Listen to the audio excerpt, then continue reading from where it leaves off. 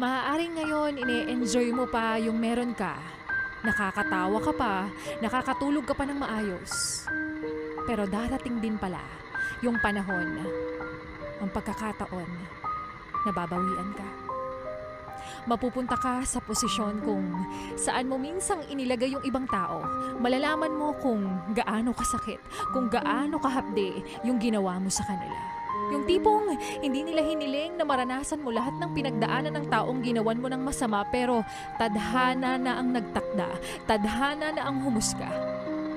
Pero para iparamdam sa'yo kung gaano kasakit ang ginawa mo, malalaman mo kung gaano katinding iyak at sakit ang ginawa mo sa kanila.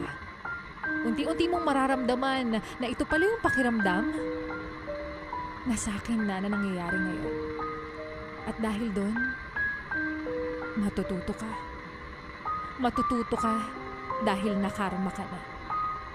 Dahil bilog ang mundo, hindi sa lahat ng pagkakataon akala mo nasa taas ka.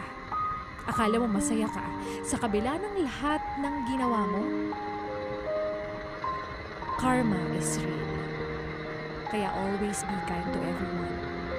Dahil ang karma, parang credit card lang yan.